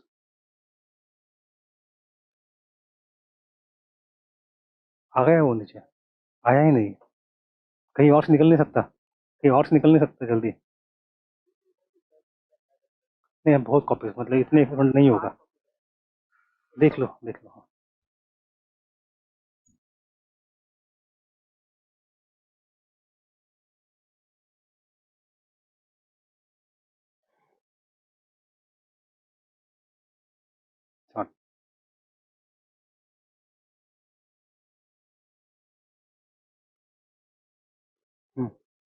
So Florence was the main city. So the Italian city-states in the 12th century were emerging, and they emerging because of trade with East via Ottoman. उसके पहले भी Seljuk Turks, उसके पहले भी जो कुछ है. So anyway, now on the threshold of this medieval age, a new consciousness was developed, which is known as Renaissance. What are the elements of Renaissance? Let's look at the elements one by one. Don't need to go into lots of details here, just understand the concept. The first thing is curiosity and spirit of inquiry, the scientific development. That is very important. You have, for example, in medieval time, the church supported, the church encouraged the scholastic philosophy. The scholastic philosophy based on Aristotelian logic. Again, आपने इतना पढ़ा नहीं होगा, I am sure, so we don't need to go into details, but basic idea समझो. You have to think, you have to meditate, चिंतन मनन करोगे, उसके बाद आपको मिलेगा ज्ञान. Scholastic philosophy. So you close your eyes, you think about how is this world functioning. You create some logic, you get साक्षात्कार, it becomes your knowledge. तो आप कहोगे पृथ्वी is the center of the world. It is a geocentric world. Now हो गया जैसा, अब इसको change नहीं कर सकता. I am trying to make fun of it. I am sorry if anybody believes in scholasticism, but that is the basic idea. So what we do not have is inductive logic, hypothesis testing, problem solving issues. You don't create a hypothesis, you solve the problem. You don't test inductive, deductive. कुछ inductive तो है ही नहीं. When we talk of development of modern science or scientific attitude, what we mean? We basically mean the scientific way of defining and solving problem. Science का मतलब physics नहीं है, ना biology है. Science is a method of rational inquiry in which you have hypothesis, you want to test the hypothesis in a experiment where you go for inductive logic, controlled experiment, and then you should be able to reproduce the result every single time to make it universal principle. That is science. Hardcore science, simple. So, matlab in a rational way. So, it was not there under this scholastic philosophy. For example, take the example of Copernicus. Now, Copernicus, everybody knows, he is the one who could understand with his logic and mathematics and observation कि भाई there is no geocentrism, there is heliocentrism. Prithvi is not the center of the world, sun is center of the world. But वो बेचारा घबरा गया, church हमें क्या करेगा? So he did not even publish it. We have Bruno coming after him. When Bruno tried to tell this, उसको जिंदा जला दिया चर्च में स्टेक पे. मतलब स्टेक आजकल खाते हैं, एक जमाने स्टेक पे जलाते थे लोगों को जिंदा. Was burnt. Then afterwards we have Copernicus. Not Copernicus, Galileo. Galileo came, he invented telescope, and then बोला अब तो मुझे बोलना पड़ेगा. So he published it. Church got very angry. Inquisition, church ने कहा एक तो दफा हो जाओ, तड़ी पार, and secondly retract you, आपकी जुबान वापस ले लो, or else खबरदार. So Galileo was forced to retract his research, retract his scientific ideas. But his zamir, his consciousness would not allow it. बेचारा पागल हो गया. He got schizophrenic at the end of his life. पागल हो गया. मैं क्या करूं? और पागल होकर वो क्या बोलता था पता है? मरते दम तक. And yet it moves. And yet अभी भी पृथ्वी घूम रही है. सूरज नहीं घूम रहा. And yet it moves. बोला आप मुझे दबा दोगे, दुनिया तो ऐसी चलेगी, लेकिन मैं क्या करूं? तो church cannot suppress science and reality, and yet it moves. But वो ठीक है. माय पॉइंट इज दैट धर्म के नाम पे बहुत अत्याचार हुआ है दुनिया में, समझ लो. But this kind of spirit of inquiry and curiosity was started in renaissance. Then you have rise in spirit of adventure, and we have seen that already. Sea voyages becoming important. Now उसमें भी why is this काबिले तारीफ, worthy of praise, is because we knew this handful of people, Columbus and Vasco da Gama and Magellan etc., but they are just tip of the iceberg. जब हजारों सैकड़ों लोगों को fund किया गया, वो दुनिया भर में चले गए, almost 90% of them died mid ocean. वो कोई बहुत बड़ा तूफान आया उसमें डूब के नहीं मरे, खाना खत्म हो गया, डाइड ऑफ थर्स्ट, पानी नहीं, बारिश नहीं हो रही थी। Scurvy was the big cause of death, क्योंकि विटामिन फल नहीं मिलते, विटामिन सी नहीं होता था, they did not know what is vitamin C. तो दिस पीपल मतलब तड़प तड़प के सैकड़ों हजार लोग मरे हैं, तब जाके कुछ लोग पहुंचे हैं और उन्होंने रास्ता खोजा। तो उनको पता है मैं अभी निकलूंगा लौट के ना हूँ शायद, फिर भी जाएगा। मतलब it is a huge amount of spirit of adventure, we have to accept that. It's not a joke. Anyway, then you have humanism and individualism. These are the two fundamental ideas of Renaissance which you should know in detail. तो इसलिए थोड़ा सा हमने उसको थोड़ा ज़्यादा लिखा है. Humanism is actually, there are multiple meanings of humanism. There is a technical meaning also, where it's an object of study in every field of science and knowledge and art, where human concerns are central and the way you study them. But in a general sense, it is an ideology. It glorifies man and nature instead of divinity and the other world. The focus of your chintan and manan and observation should not be the God, should not be the other world, but you yourself. The society should think of the focus of all the art form, the focus of literature, the focus of thinking should be humanity. तो इसमें क्या है, एक तो इंसान की praise of man is the fun, आप अच्छे बन सकते हो. Secondly, emphasis on dignity of man. Church क्या कहेगा,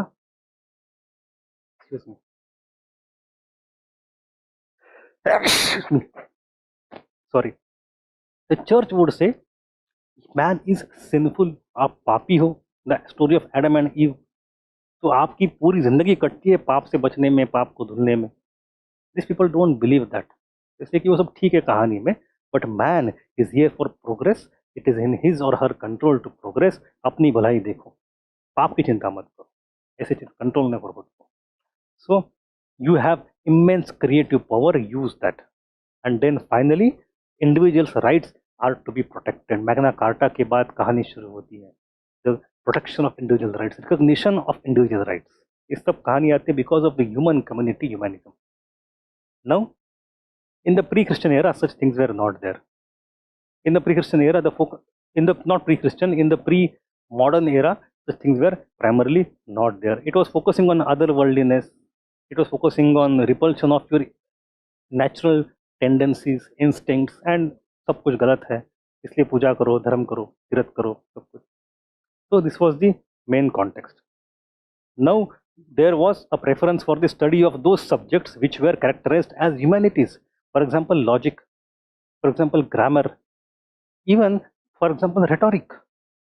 Today, rhetoric as a subject seems very something as a comedy, but at that time, rhetoric helped in the creation of rational arguments, rhetorics.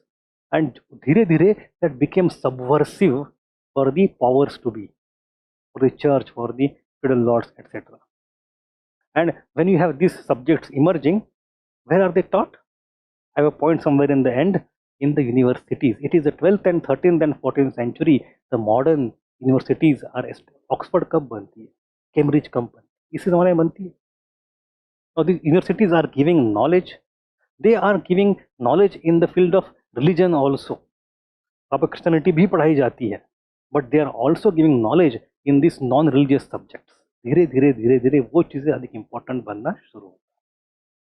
In the view of Pico della Mirandola, the Italian humanist during 15th century, man is a great miracle. This new spirit of humanity was also expressed in new art and literature. So focus of art form, focus of thinking is not God but man. It is the beginning of secularization. Okay. Then you have the second aspect, the associated aspect of it is individualism. Humanism is at the societal level. Individualism is nothing but the same thing at individual level. So इसमें, for example, you start writing autobiography for the first time. First autobiography in Europe was written in Italy by a person called Cellini or Cellini. I don't know how to pronounce it. Cellini, let us call it. Church बड़ा गुस्सा होगा, आपको कविता लिखनी है भगवान की, खुदा की प्रेज में लिखो. Why in the praise of human being? आप कौन हो, नाचीज? But now that thing starts becoming important. हम अपना खुद का सोचेंगे. And when you write autobiography, it means individual person is an historic actor. He can progress himself. That's a big thing. Shakespeare and Marlowe, in their plays, one sees the assertion of humanism and individualism. Now that is a big thing. If you read Shakespeare, you come to know Shakespeare is writing tragedies. So are the Greeks in the previous era. Greek tragedies are also very famous. Shakespearean tragedies are also very famous, but there is a fundamental difference between the two. And the difference is that in the Greek tragedies, Bhagwan hota hai, miracle hota hai, the spirits come, and then they do something अच्छा या बुरा, इंसान तो इंसान है. But in the case of Shakespeare, such kind of divine intervention is not present. An individual can be a hero or a villain. But why? Based on what someone becomes hero or a villain? Based on his own characteristics. आपके पास Shakespearean tragedies में क्या होता है, एक कोई hero है जिसके पास दुनिया भर के सारे गुण हैं, he has all the good values, systems and everything, virtues, but उसमें एक खराबी होती है, कोई स्वार्थी होता है, कोई हल्का होता है, कोई संशय लेने वाला होता है, शकी किस्म का इंसान होता है. It could be anything. Everything is good, but there is one single flaw which becomes central in that character, which ultimately leads to his downfall. It becomes Shakespearean tragedy. It could be Othello, could be Hamlet, it could be anything, Macbeth, कुछ भी पढ़ो आप. So my point is, उसका rise and fall is not happening because of divine intervention like earlier tragedies, happening because of his own character, own personality. That is the core of Renaissance. ठीक है. आपको ये पता है, there is a term called a Renaissance man. If you read literature, you say he was a real Renaissance man, a Renaissance इंसान. मतलब क्या? A person who is progressing, self-made man, not downcasted by religious and feudal control, free of such kind of mental encumbrances. He can go to any place, acquire knowledge, create business, become rich, become knowledgeable, also respectable. Self-made, respectable man. That is called a Renaissance. All of you want to become a Renaissance man by following your own intellect.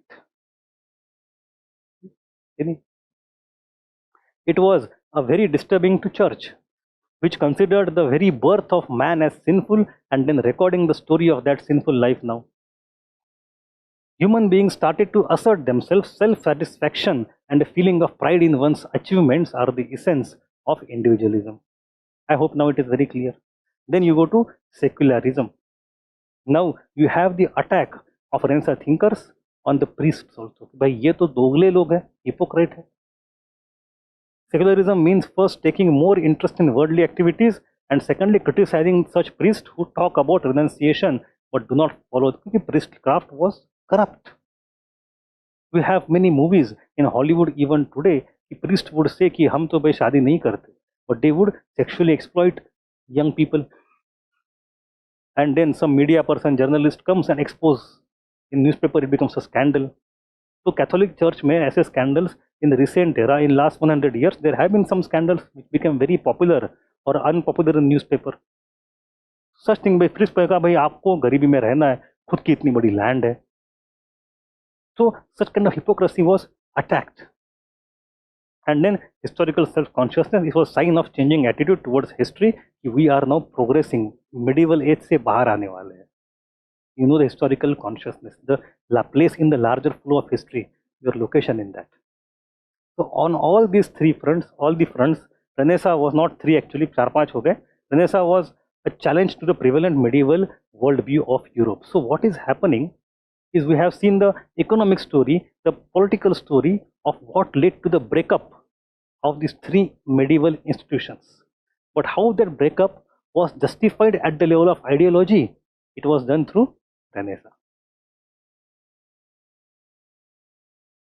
So let us look at the causes of Renaissance. What created Renaissance? One by one. As I said, okay, causes, not the walks of life. So, as I said, in the wake of Crusades, the interaction between East and West increased, new ideas came, but that was not the only reason. You have economic prosperity as the main reason, especially if you go to North Italian cities like Florence and Venice and other cities, the people are becoming rich. So new and progressive ideas were brought back by merchants traveling to various countries back to Europe. Example, famous libraries of Baghdad, Cairo and Cordoba. ये merchants वहाँ पे क्यों गए? Because in the wake of crusade, trade बढ़ गया था. Secondly, the trade and commerce led to emergence of urbanization, which facilitated exchange of ideas and development of knowledge, especially in the Italian city-state. People are rich, they're patronizing cities. Cultural change at massive scale can happen only in cities. In the cities only people get patronage, they have extra time beyond the need of earning their own living. So accumulation of wealth led to spare time for learning for common people. पहले नहीं था, आपको दिन के 8 घंटे काम करने का तभी खाना मिलेगा, अब आपके पास एक्स्ट्रा टाइम है. So in the 13th 14th centuries, commercial towns transformed into powerful city-states, and then they began to dominate politically and economically. Newly wealthy merchant class, like the Medici family of Florence. But Medici family is not the only family, by the way. You have a very famous series on Netflix, The Medicis. Bhi dekhna aap, you will enjoy that. All these people of Michelangelo and everything, even the Prince ka author kone, Machiavelli, all of them were patronized by Medicis originally. But anyway, new wealthy merchants who were called bourgeois in the later period attempted to get aristocratic status. The Florentine family of the Medici had made a huge profit in the banking business and successfully got aristocratic status in the 15th century. Now, why would a family which is so rich like Tata or Birla or Adani or Ambani would want to support artists and authors, build big churches and big buildings, museums? Why? First of all, they want legitimacy. अगर आपने इतना पैसा कमाया है और आपके ऊपर attack कौन करेगा? चर्च करेगा, पक्का करेगा. तो आप खुद ही चर्च बनाना शुरू कर दो. कैसा हटा? आपके पास 1 करोड़ बने हैं, 1 लाख का चर्च बना दो, चर्च भी खुश, आप भी खुश. चर्च आपको क्या हमला करेगा? बोले अच्छी बात है, आप अभी रो जाओ और हमारे लिए और चर्च बनेंगे. Same thing to influence the people, तो मेंटालिटी, एक पेंटर बना दो, फंडिंग कर दो, 2-4 ऑथर को फंडिंग कर दो. So you start funding people in different walks of life to create approval, because you're very rich. You need status. You also think कि भाई मैंने इतना बनाया, मैंने इतना बड़ा चर्च बनाया, मेरा social status क्या है? So you have various ways of doing that. Italian nobles also became associated with urban life. So both nobility and middle class, all of them are now going for patronage. Both these new classes gave impetus to new ideas. New style of literature, art and architecture were patronized by the merchant class in Italy. They gave more emphasis on the study of those subjects which had practical utility. So the choice of topics, choice of thinkers, choice of subject is now Renaissance wala. In this way, a strong base had been created. Now geographical, this is the context of economic prosperity. What about geography? Cities like Venice, Genoa, Milan, Pisa, Florence had uninterrupted trade relationship with Asian countries, and thus Italian society was very dynamic and progressive. Additionally, Italy was also closer to the classical past. Rome उन्हीं के पास था, सारे Roman structures उन्हीं के आसपास पड़े हुए हैं, so they felt closer. They could extract more gradually. So for trade also, and for connecting with the ancient past, go back to Vedas, classical learning, though, which is the main feature of Renaissance. साथ में चल रहे. And the Crusades played a very important role. We discussed that. It brought Europeans in closer contact with the East. At this time, the Arab race had a special status. As I said, Abbasids were very much scientifically developed. And then later on Ottoman also. उनके साथ बातचीत हो रही है, which led to, so you see, Renaissance में बोलते हैं कि it is a European thing. We started to find out our own past. मैं simple कहता हूँ घंटा. To be very honest. They did not find it. उनको कहाँ किताबें मिली? In the library of Baghdad. The books were written in Arabic. It was an Arabic translation of the old Greeks. जब European खुद भूल गए थे उसको, तब Arab people went, they got the manuscripts, they translated it, they also thrived, and they are giving it back to Europe. So European Renaissance में there is role of Muslims also, but in European history, self-consciously they would not show it. आज हम दिखाते कि देखो है. It's a global, it's interconnected history. That is the point. The Crusades gave impetus to geographical exploration, intellectual development. Aristotle's text, Arabic language, arithmetic, algebra, paper, compass. Paper and compass कहाँ से आता है? China, right? Gunpowder also from China. In the 100 years old, gunpowder becomes very popular for the first time. Not only that, you have numerals coming from India, zero हो, तब तक वो क्या use करते थे? वो उनका वो था, जैसे एक एक गोटी यहाँ से वहाँ करनी है, उसको क्या बोलते थे? Machine of counting. There's some term for that. In that, how can you do big amount of trade? It's the scientific numeral system that went from India, but they would not accept it. Abacus. Right? In 1453, the Turks captured Constantinople. It led to the migration of scholars, intellectuals, artists, philosophers, and architects, because till that point of time, Constantinople was the headquarter of Eastern Roman Empire. It was giving lot of patronage, but जैसे टर्कों ने capture किया, वहां से सारे लोग भाग के अंदर चले गए यूरोप में. कोई जर्मन जा रहा है, कोई फ्रांस, कोई इटली, वेयर उनको पनाह मिल गई. And they brought these ideas from the east. In the medieval period, we also have the art of paper making coming. The paper making coming from China. Then we have Gutenberg starting printing, and then it led to publication industry, and we know this story very well. Paper making पहले से आया था. So it started the manuscript culture. Printing started little later. So this point actually is a point not of the cause of Italian Renaissance, but it is the reason because of which the Renaissance, which had already begun in Italy, could now spread across Europe very fast. So it is the reason of spread of Renaissance across Europe, the printing culture. The patronage of scholars also was there in Kublai Khan's court, where he gathered the scholars from across the world, which led to exchange of ideas, which ultimately led to Europe. So you have to accept the role of Mongols also. Universities began to be established in Europe from the 12th century onwards. Bologna, France, Paris, Oxford, etc. were prominent among the early universities, and these were believed to have encouraged innovative and progressive humanistic ideas. So this was the overall causation, overall idea of Renaissance. We don't need to go into lots of details about the other facts. There are a lot of historiographical debates here. Was it really the abrupt break from the past, or did it continue the elements of medievality? What was the real impact? But again, उन सब में नहीं जाएंगे हम. Understand the basics. So here, for next couple of pages, we have the impact of the Renaissance, manifestation of Renaissance in various walks of life. Generally, state PCS में अगर एक question होता है, even in UPSC syllabus था पहले. This part was in our syllabus 15 years ago. So when and in the prelims at that time, there was optional paper also. Prelims में भी था, mains में भी था. तो prelims में 100-200 क्वेश्चन आते थे. उस समय ये facts बड़े important होते थे. अब काम के नहीं आप. But I just thought of walking you through them once.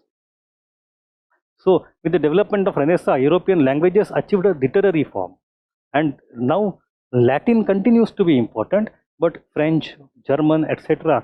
also start becoming important gradually, and that ultimately gets associated not only with the philosophical development and scientific development, it also gets associated with the idea of your nation's regional identity.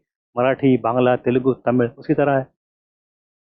Then by various writers, Petrarch is actually the father of Italian Renaissance. He is the one who talks of Middle Ages for the first time. You have Boccaccio also, and his ideas. They are primarily poets. They are living in the era of immediately after Black Death. They talk a lot about the destruction and all those things. In space of Cervantes, he wrote Don Quixote. I talked about Sancho Panza. You have English William Shakespeare. दो बार हो गया, sorry. But you know these people now. In the field of art, you see that Renaissance is now trying to separate itself from religion. So you have the freedom from religion due to economic prosperity and partial victory of secular spirit. Most of the art was now inspired by secular themes. Artists got their own individual. Now this is thoda sa controversial also. It is not completely true. It depends on where you sit. Because the same Michelangelo, who is now creating the art form of David, which is a completely secular thing, is the same person who is also painting Sistine Chapel. तो cysteine chapel वही कर रहा है और it is one of the great religious art. तो ऐसा नहीं कि वो रिलीजियस नहीं कर रहे हैं, वो चल ही रहा है. Additionally they are opening up a new frontier. That is the main. It's not a binary in that way. Artists also got their own individual identity in the Renaissance period. Now you are not just cog in the wheel of church, you are on your own and you get your own patronage, you create your own style, individualism बनता है. And more emphasis was given on physical aspects. तो यहाँ पे example, you study optics, you study geometry, you focus a lot of thing on creating anatomical accuracy.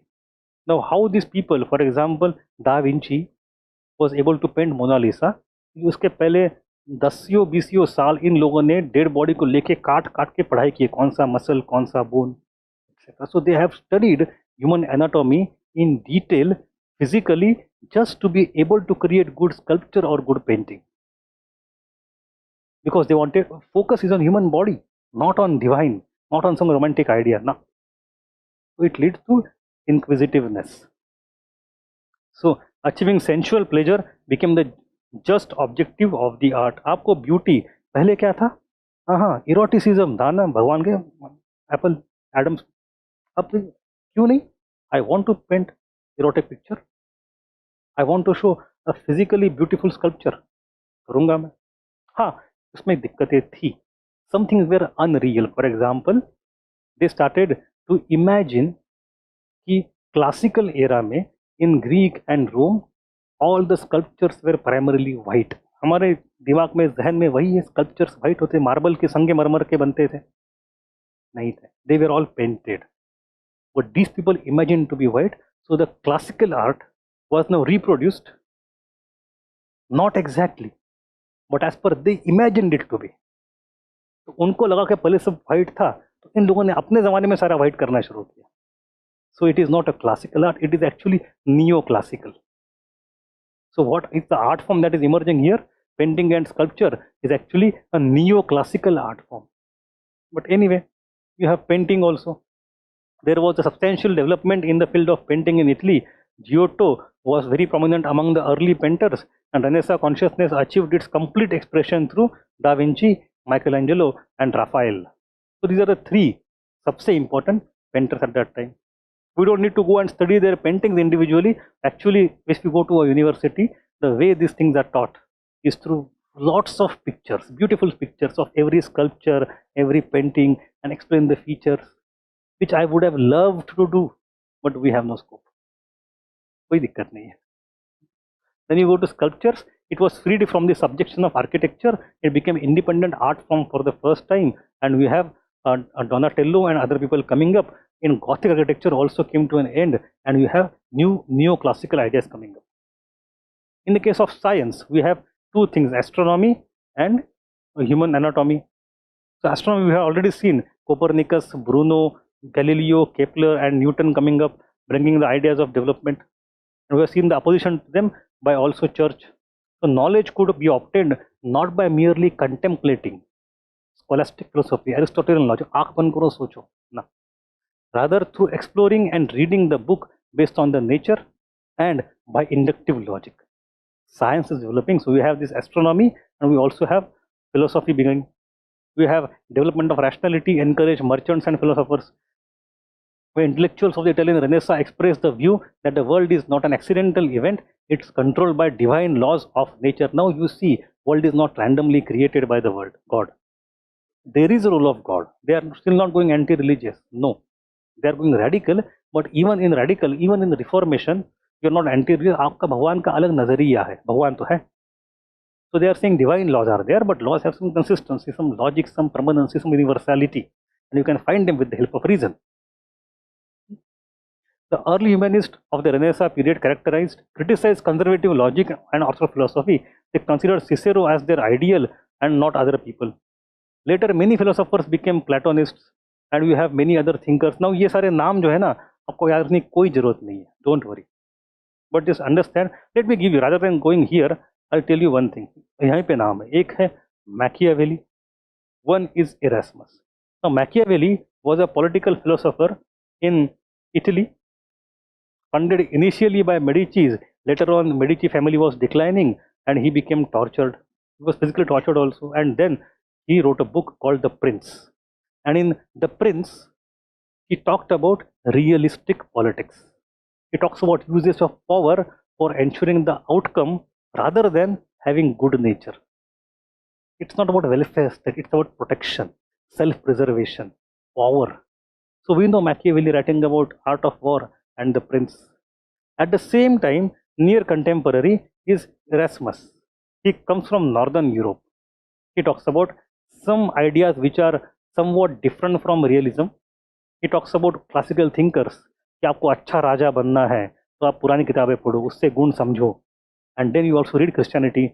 तो Erasmus भी है. You have Thomas More at that time. He wrote a book called Utopia. We'll see this book in some detail when we start reading Socialism and Marxism. Because his Utopia is a book he wrote where it actually created a utopian world which has value system which is like socialism. There is no private property, there is equality and all those things. So he is creating altogether different idea, Thomas More.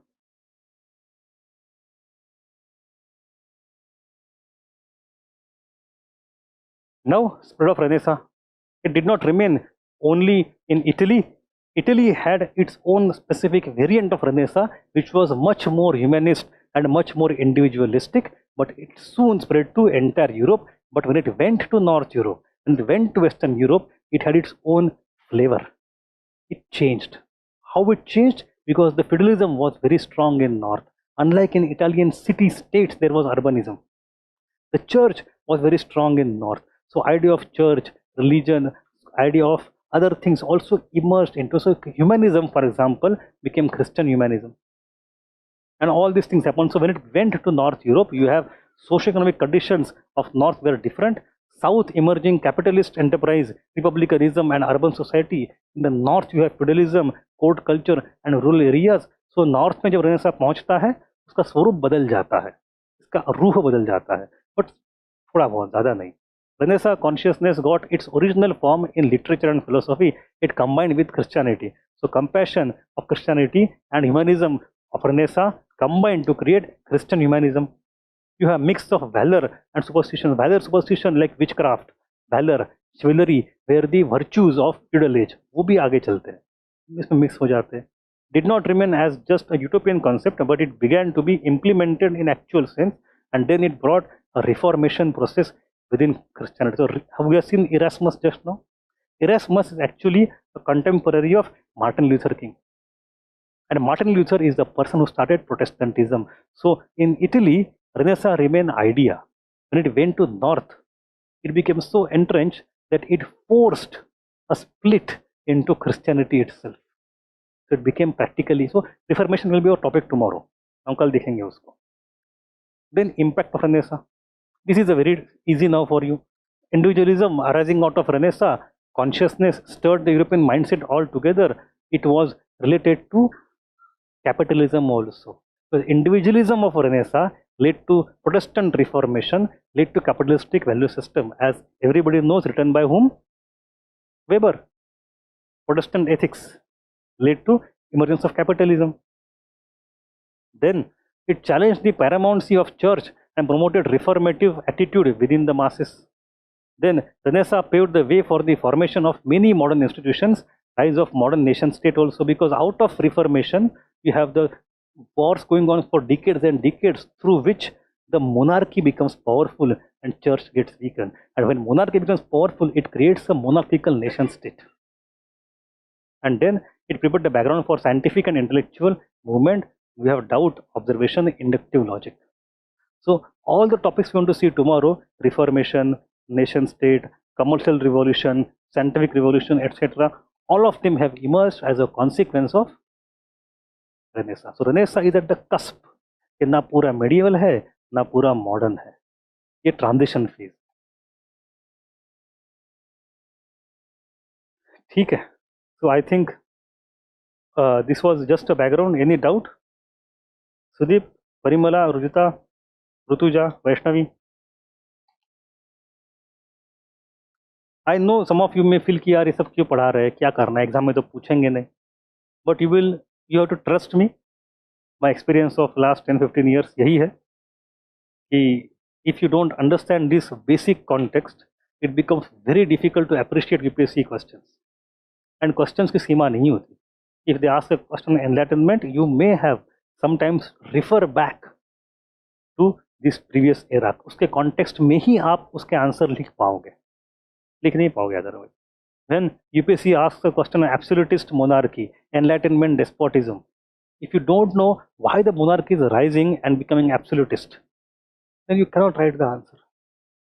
If you want to write about the French Revolution's impact, how it began, if you don't know how aristocracy is becoming useless, it has privileges but no duty, because duty, which was then privilege, is going away because of rise of nation state. So you have to understand rise of nation state. उसके लिए आपको समझना ही पड़ेगा. तो it has both conceptual requirement and exam requirement. Although it is not, आपको इसको revise करने की जरूरत. Don't remember these facts, not at all. Just keep reading it sometimes before you start final revision. और कुछ नहीं इसका. ठीक. कल का लेक्चर भी हमारा पूरा ऐसे ही जाएगा. Then we'll reach the beginning of enlightenment, because enlightenment is a topic from intellectual history. I will have to take, and you will also have to take efforts to understand it. तो ये नहीं बताऊंगा तो वो समझ में बिल्कुल भी नहीं आएगा. There are many teachers in the coaching industry who would finish enlightenment in one lecture, which I feel is a grave disservice to the exam requirement. It requires at least 2 lectures, maybe 2.5, but 2 lectures चाहिए ही चाहिए. पूरे 5 घंटा, 2.5 और 2.5 5 घंटा आपको enlightenment नहीं पढ़ोगे तो आप आंसर लिख नहीं पाओगे. और वो 5 घंटा एनलाइटमेंट समझने के लिए पहले 5 घंटा आपको प्री एनलाइटमेंट यूरोप समझना चाहिए. ठीक है. तो anyway, there are no doubt there. तो let us meet tomorrow morning. चलो, tata, have a good day.